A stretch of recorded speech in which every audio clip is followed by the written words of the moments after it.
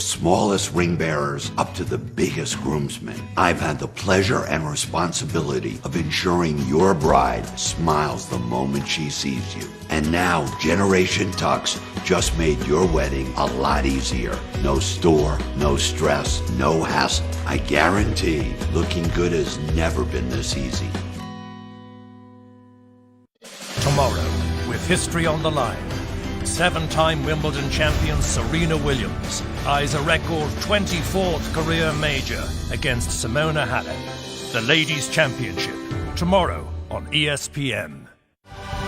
The stars show out in a World Series rematch with only one place to watch. Dodgers, Red Sox. Sunday Night Baseball on ESPN.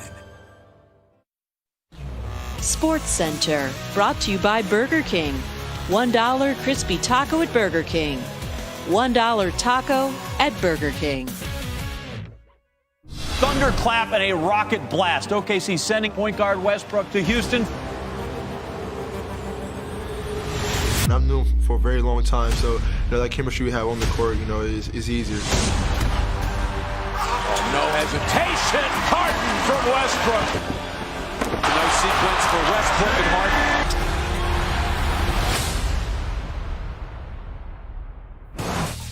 So let's talk about this. Westbrook and Harden will be the fourth pair of teammates to play together after winning an MVP award within the previous 3 seasons. But the first time it happened, as you can see, way back in the late 50s with Bill Russell and Bob Cousy winning 6 titles.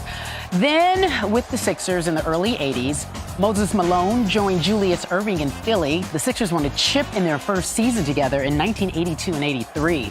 The next time it happened, you ask? Well, that was just a couple of seasons ago when Kevin Durant teamed up with Steph Curry in Golden State. That equaled a title in the first year playing together. See them hugging. Good times back then.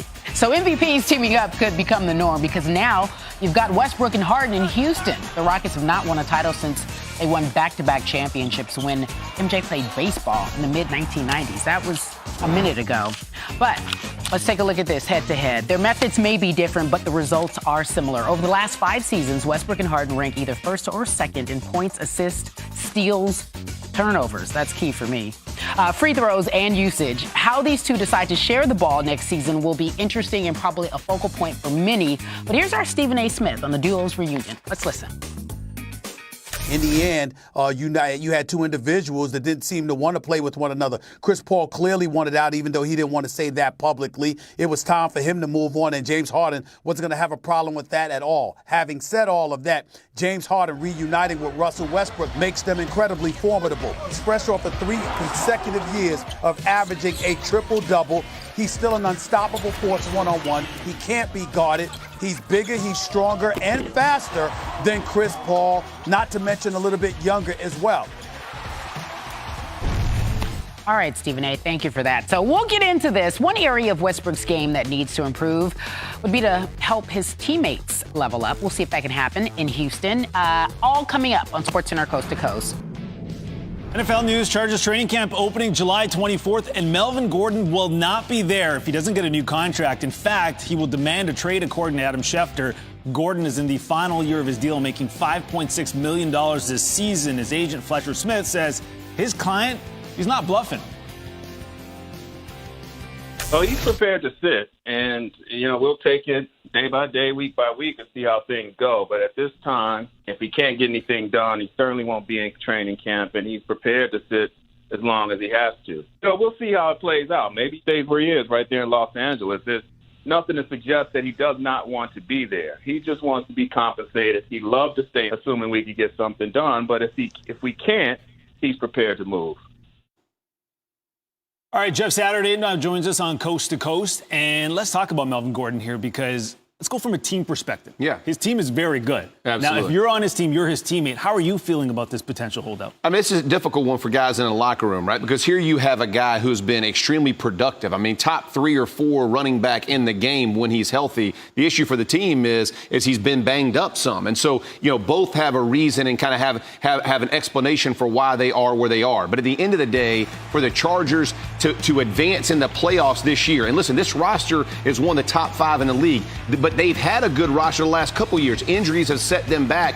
Melvin Gordon is one of those backs where the first guy's never going to get him. And then he has that explosiveness where he gets past the line of scrimmage. He can take it yard. All of a sudden, he's scoring touchdowns. So productivity, this guy is where he is. I would say the team can get a deal done. I would equate the deal kind of to a David Johnson deal in Arizona, right? That's where if I'm sitting in Tommy Telesco's position, that's what I'm thinking I would try to get done. Just because if you're looking at this player from productivity, it's unbelievable. Maybe they just have a certain number in mind from a numbers perspective they don't want to give to a running back. And you talk about that team, say a top 5 potential lineup here. Yeah. From a front office perspective, how much pressure do they have to get this done? Big time. I mean, you think Phillip Rivers is getting old. He's 38, I think. And so from a team perspective, they want to win. Now, let's look at David Johnson's contract. 3 years, $39 million guaranteed, right? And so if you look at where that number is, right now, Gordon's at like 5'9", whatever that number is. You could get him up, guarantee him that money, and say, hey, look, here's what we're going to do for you as a team. It's not going to kill the team to do this type of deal for him. I just don't know where Tom Telesco or where the organization is. But I would say from an organization perspective, striking now matters because, again, you've had so many years, the last 2 or 3, where you had what you thought was a really solid roster that was really set aside because of injury. Melvin Gordon being one of those injuries at one time. And so, listen, man, very few running backs in our game can demand this, and now is the time for him. He understands, Melvin Gordon understands his age. He's 26, all those types of things. This is a tough situation because of where he was drafted. It just didn't get him that 5'9" numbers low because he was lower in the first round. He has the 5th-year option.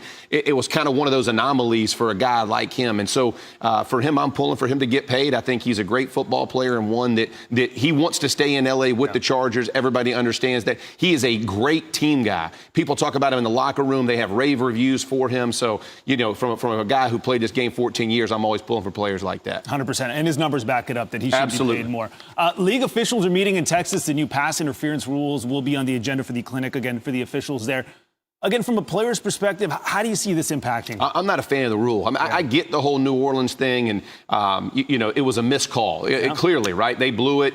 Big game, big moments, all those kinds of things. But as players in the locker room, we always talk about it. It never comes down to one play. I mean, there were a number of plays the Saints could have made, the Rams could have made throughout that football game. This was a blown call, though, completely. My issue with this rule, and it's not even really the coaches having the ability to challenge a PI, it's that turnovers and touchdowns are all reviewable. And so now you're putting in the hands of Ron Rivera or the league as a whole plays that could happen, bang plays in the red zone where a guy might pull on the jersey or it may be competitive play on the back end and all of a sudden it's a pick 6. Well, do they reverse that because the guy got the jersey and they saw it? I mean, you're talking about big swings. Now, Goodell has said he's going to try to stay away from that, but if you don't, I mean, that's a huge swing in game.